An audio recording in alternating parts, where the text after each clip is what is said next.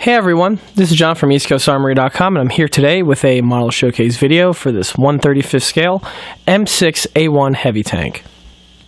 Unlike many of the other smaller scale build videos that are on my channel, in which those builds are built for private commission and belong to a private collector, the model that you see here is built for my own personal collection and is not for sale and or purchase.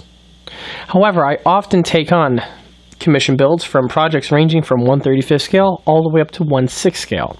If anyone is interested in having a model built to the same specs that you see here, you can contact me through the EastCoastArmory.com email address, which is info@EastCoastArmory.com, for availability and pricing information. And here's a quick walk around the model. The M6 Heavy tank was a heavy tank which was designed by the United States in the late 1930s and was in development into the early portion of the 1940s. This vehicle here was designed to be a heavy tank. The tank itself weighed about 57 tons and was to offset the medium and light tanks which were also being designed and were in production by the United States Armored Corps. Just like with many other European pre-war heavy tank designs, the M6A1 followed with a similar design pattern. That being a very large, very high silhouette vehicle that was very well armored and also had a lot of firepower. The armament that the M6 had was a main gun of a 76mm, a coaxial 37mm, as well as several M2HB and M1919 machine guns. Throughout the development period of the vehicle, some of the machine gun positions were deleted. The M6 Heavy tank was accepted into service and actually went into production. About 40 units were built total, of which there are two design differences. You have the M6 and the M6A1. The differences being that the M6 features an all-cast upper hull in much the same styling as the M4A1 Sherman, as well as the M6A1 featured an all-welded hull. Shortly after the vehicles were accepted into service, problems with the tank's reliability started to become evident. The vehicles were in research and development for a number of years. However, by the time all the mechanical bugs were worked out, the design of the M6 was considered to be antiquated compared to the newer vehicles of the period, both Allied and Axis. In combination with the fact that by the time the issues were resolved, production on the M4 Sherman series has been perfected, and those tanks were being produced in record numbers. The M6 program was by that point terminated, and all of the 40 that have been built were relegated to stateside training as well as National Guard service. There are no documentation or any other information stating that the tanks saw any combat action during World War II. Currently, of the 40 that were built, only one known survivor is left to exist today. That vehicle was on public display for many years at the Aberdeen Proving Ground Tank Museum. Since then, it has been moved to Fort Benning, Georgia, and is currently waiting restoration. The surviving example is that of an M6 with the all-cast hull and not a welded M6A1 like the model in this video. The United States military went without a heavy tank throughout the duration of the war. Only up until the very end was when the adaptation of the M26 Pershing series was accepted into service. Before I go any further with the video, let's go ahead and take a step back to when the model was first started in order to get an idea on what the starter kit looked like. And here goes the model just prior to assembly. For the base starter kit, I'll be utilizing the M6A1 Heavy tank kit from Dragon. The kit itself is a plastic model kit, which one would expect from DML. The M6 vehicle itself is another one of those vehicles that have been eluding the larger plastic model companies for several decades. Prior to the release of this kit, the only way a modeler would get a rendition of this vehicle would either be via scratch building or with the Resin 1/35th scale kit, which was on the market for a little while. The kit here is a recent release. It's been out for roughly about a year or so now. This model here was acquired off of Amazon.com. As for the box itself, as you can see, you have your typical Ronald Volstead style illustration, where an M6A1 being demonstrated by running over a car with some important people overseeing. As for the rest of the graphic design, it's typical for that of a Dragon Black Label series. You have some CAD drawings as well as some illustrations for color.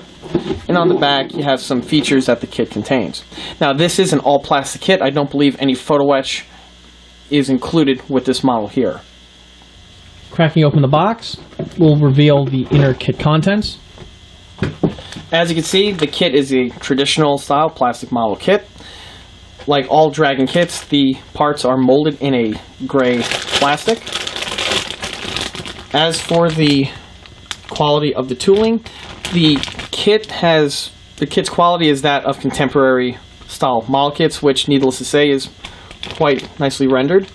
There are a lot of fine rendered fastener detailing, as well as other small details which are present on the parts. The kit also utilizes several slide molded components for that of the gun barrels, which was advertised on the rear portion of the box.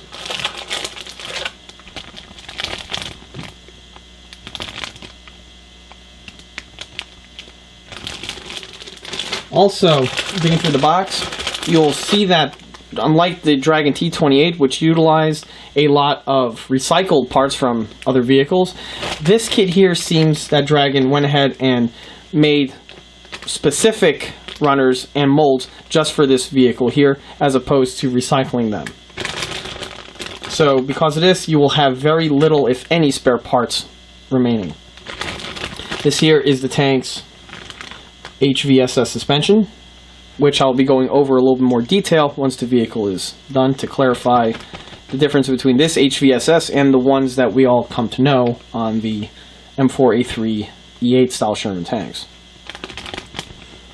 The kit also utilized the M6 specific road wheels, as well as all the other hull fittings which are found on these runners here.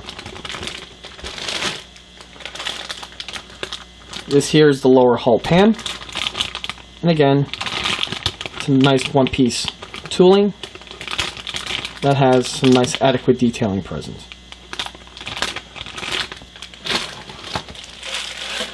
Digging deeper in the box takes us to the tank's Caterpillar tracks.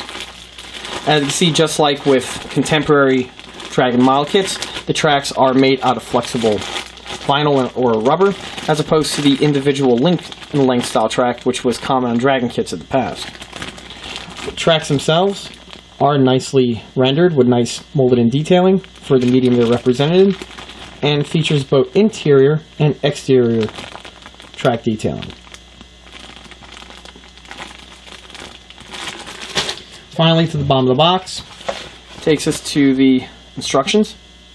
As you can see, almost all the components will be utilized, as there are no spare parts that are going to be present on this build. As for the instructions themselves, they're typical Dragon 1/35 scale quality, which should be more than adequate at hand to build the vehicle.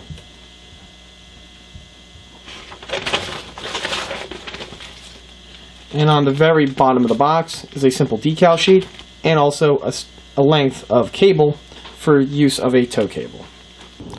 Starting with the model suspension, the M6 Heavy tank featured a unique HVSS suspension.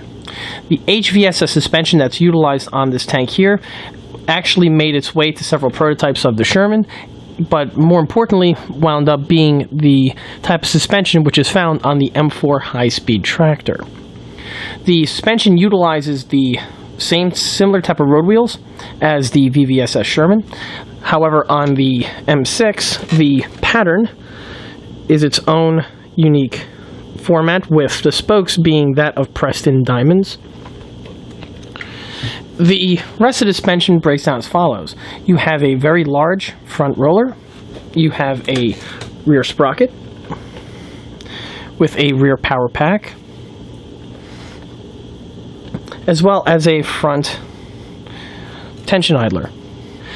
Because of the weight increase of the heavy tank next to a Sherman, a single row of VVSS road wheels was not going to be enough to support the weight of the tank on soft ground.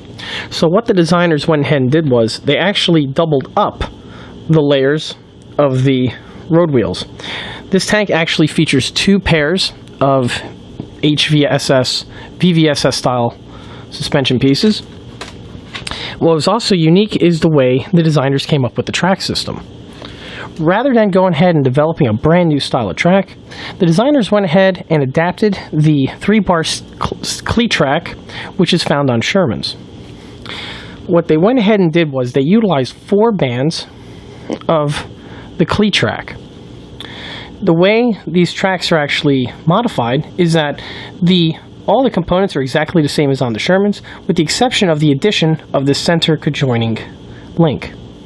This center piece here is what connects the 2 separate tracks together to form one piece. If we recall, on the Sherman, you'll have a end connector on one side, an end connector on the other side, and that holds the pad in place. Because of the double row, a spacer piece was developed, which is the same dimensions as the horn, however is absent any horn or tooth on the inside portion of the track. This, combined with just the longer pins, allows for the track to be conjoined as one piece and giving the tank greater surface area and ability to maneuver on softer terrain. Also, as of note, on the real vehicle, you could actually adjust the track tension via wrench with this little location over here. There's a small little threaded in section. This whole setup here is almost identical to the type of system you would see on an M5 or an M3 Stewart, only in a much larger scale. Moving our way to the sprocket. The sprocket on the M6 series of vehicles features a sprocket that's unique to the vehicle type. Features a sprocket that contains 3 teeth rings. The teeth rings themselves are almost identical to the ones found on the T28 Super Heavy Tank series, in that they are much larger than the ones found on your standard Sherman. The addition of the 3rd row of teeth engages on the little spacers that I mentioned previously, and with this it gives the sprocket a lot better performance compared if it was just 2 separate sprocket teeth. The Dragon kit is very nicely detailed in that they have all of the intricate cast wells which are found on the real M6 tank. However, once fully assembled, it's very difficult to get a glimpse of. Basically, the entire suspension and running gear is all out-of-box Dragon with no mods necessary. The track builds and paints well, and as you can see, the detail that's on the molded in pieces is very well done. Now, one tip is that, just like with the T28 or even Shermans for that matter, it's very important to pre-paint the components prior to assembly of the model. This is because of the sheer nooks and crannies that you will have on a vehicle like this. If you pre-assemble everything and then try to paint the tank after the fact, you will not be able to get to all of the areas, and you will have exposed plastic areas visible or would be visible if looked at in a certain angle. On the model here, I went ahead and pre-assembled all of the suspension into subunits, to which then they were painted, and then everything was assembled just before the tank was completed. The suspension, as built by the Dragon kit, is designed to be static. However, if you are careful enough, you can actually make the suspension rock and form fit, which can aid in the use of a diorama. However, it's important to note that the suspension pieces themselves are very frail and can pop off on you, namely the wheels off of the swing arms, if a lot of pressure is exhibited on them.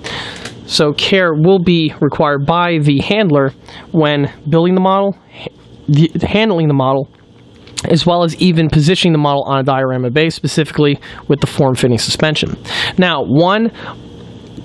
another trick that I recommend is that the tolerances on all of the pins, as well as on the rollers, are very, very tight. So tight that they may be constricting when assembling the tank and can possibly lead to parts breaking. One trick that I recommend is that with a Dremel, with a drill bit that's almost the exact same size as the ones that are molded in, you can go in and slightly widen the tolerances of these components. When it comes time to final fitting, the pieces will slide in a lot more efficiently, and the whole build will go over a lot more smoothly as opposed to leaving everything stock. Moving up from the suspension takes us to the bow headlights. The bow headlights that you see on the tank are the kit supplied versions. On the real tank are very similar to that of the M3 where you have the bow headlight, and adjacent to it is the blackout light. Now, the kit supplied versions are hollow, and on the kit is designed to have an opaque piece of plastic glued into the center to be used as the lens. This is a similar type of setup that was seen on the Dragon M103 Heavy tank that I built a little while ago.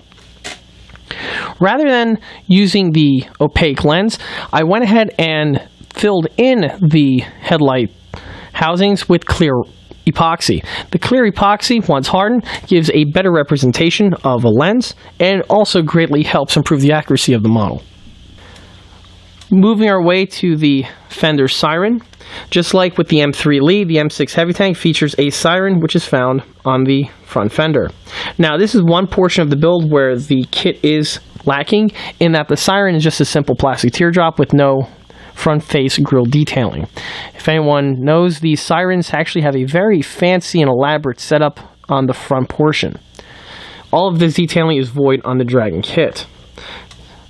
The version that you see here is the stock variant, as I am unaware of any aftermarket replacement variants that can be used as a replacement.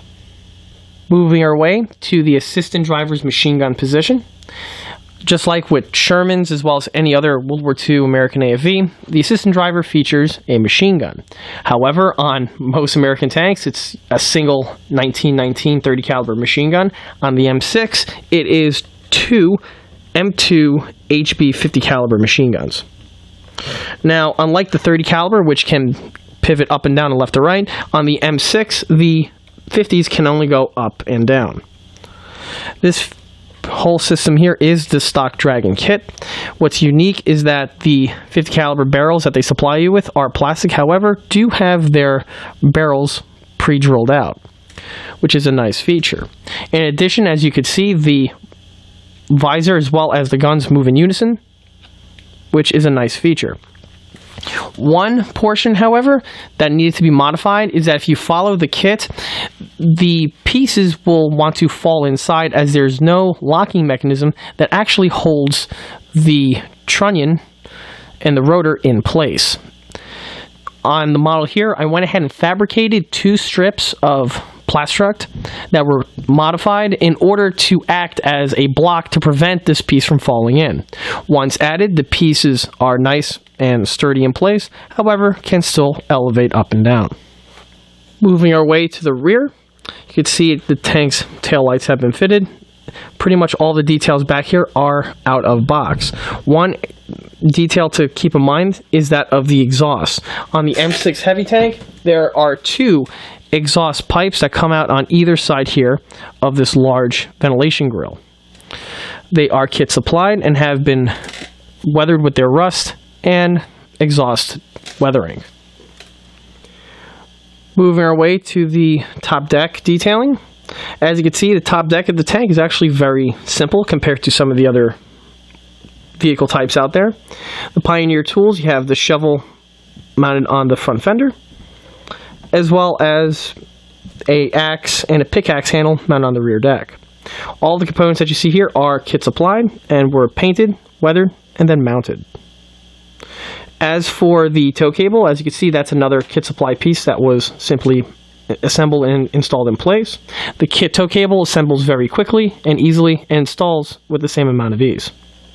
Only mod that I made was that on the metal cable itself, I went ahead and added a black wash in order to highlight the fibers and to weather the cable a little bit. One area to watch out for is on the bow hatch. When you are assembling the unit, you will have a small little handle that is in front of the driver's hatch. Now, for some reason, if you mount it as per the kit, this piece here will constantly get broken as you try to rotate the turret. While I was building the tank, I went ahead and simply offset the handle slightly so that the detail is present and the turret can still rotate. The antenna base of the model is actually another one of the model's weak points. The stock kit antenna is found right here. As you can see, it is a very basic piece and really something less that I would expect to see on a monogram kit from the 1970s. You would have a hunk of plastic for your base and a thick, chunky plastic rod for your antenna. In its place, I went ahead and replaced the stock antenna with a CNC brass set from Panzer Art. There goes the stock number right there.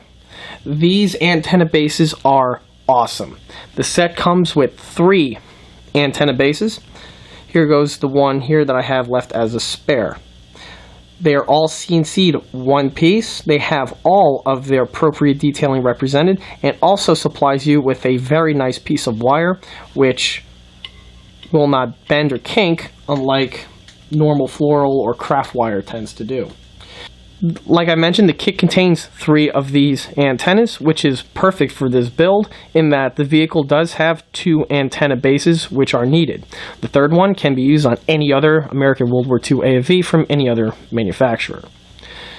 Just like with all of my MP48s from all the scales that I build, they're all painted in the same way.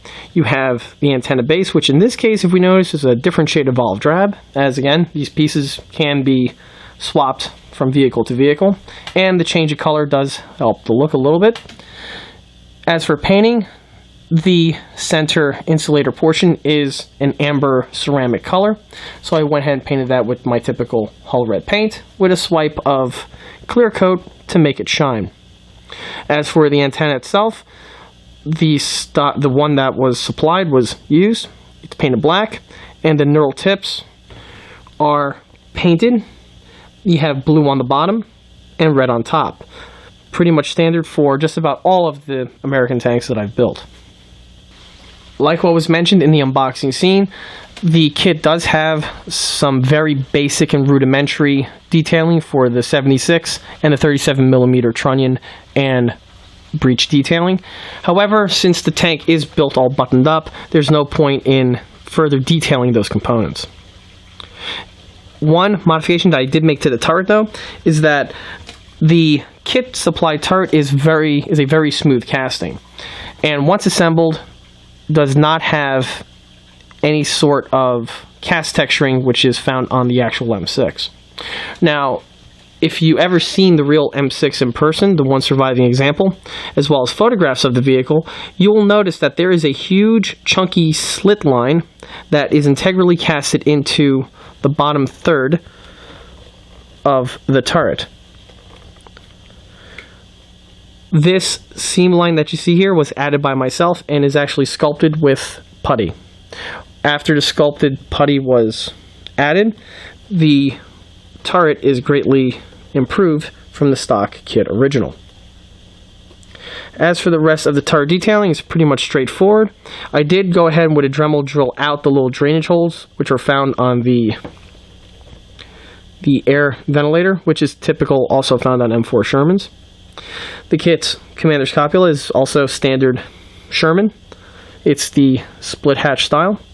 The 50 caliber that you see here is also supplied with the kit and is a very nicely rendered M2HB. It is on the early style mount with the smaller square ammo can, which would be common for a vehicle of this period. Moving on to the paint and markings. For the paintwork for the shade of olive drab that I used, I went ahead and used a more earlier style shade, which is more appropriate for a vehicle of this time period. As for the markings, the kit does supply you with a very basic and minute set of markings. They consist of the USA identification number. The quality of decals themselves are actually very good, and the font is appropriate for, again, the period that this tank is supposed to be from. However, absent from the decal sheet are any sort of star markings or any other sort of identification. The markings that you see here were from my spare parts bin, and more specifically, these stars are spares from the early production M4 Sherman tank that I recently finished. Like I mentioned in that video, those decals again were good quality, and they slip on, weather, and lacquer very easily and efficiently. As you can see, there is no shine to the decals on both the Dragon as well as the Tamiyas.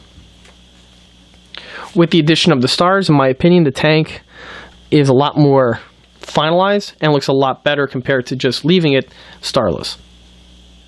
And as a quick size comparison, here we have the M6A1 compared to an M4 Sherman. As you can see, the M6 does have a considerable amount of size and heft compared to the Sherman. As for difficulty or recommendation, due to the fact of the suspension, I cannot recommend this kit for anyone below an intermediate skill level. This kit here is really designed for someone with an intermediate to advanced skill range in order to properly assemble this kit. Not necessarily for the rest of the tank, but sheerly for the suspension. It's very tedious, and also it's very frail. Both of which leave little room for error, which is definitely something that will be encountered with someone who's a more novice skill range or someone who's really a beginner. The kit itself I definitely recommend to someone who is interested in World War II US AFV vehicles, as well as someone who's also a big fan of the Sherman, as this vehicle here is connected to the Sherman's family tree, as well as is a footnote in American armor history, as this vehicle here was in production and was utilized by the U.S. Army for a period of time, albeit only stateside. As for other notes, the model itself is a very nicely done piece by Dragon. Dragon really did a lot of good work in making the pieces detailed, as well as making everything fit together without any need for any type of bodywork or any other type of hand fitting in order to get the parts to fit where they need to go. The subject matter that Dragon also picked is a very unique one, and is definitely one that's long overdue to be done in 1/35 scale in plastic. Prior to the release of this kit, there may have been one or two resin offerings available, but never one as a mass-produced all-plastic kit like you see here. Also, as a side note, in addition to the configuration that you see here, the M6 heavy tank chassis was also used as a basis to fabricate several experimental heavy tanks that the United States was working on during the war. Those tanks featured the same hull, however the turret was a new design and featured larger guns. This kit here is a fantastic base in order to fabricate those experimental tanks. In addition to the experimental tanks, the suspension running gear that is found on the M6 was also utilized on the T-14 American heavy tank prototype, in which the surviving example of that is currently sitting in Bovington. It will be very interesting for Dragon to tool up that tank as well, as Dragon already has the running gear molds on hand from the M6. I'm very happy the way the kit turned out, and I'm definitely interested in purchasing the other M6 variant that was released by Dragon, in which that version there is the all cast hull compared to the welded version that is on this M6A1. And that concludes this model showcase video for this 1/35 scale M6A1 heavy tank.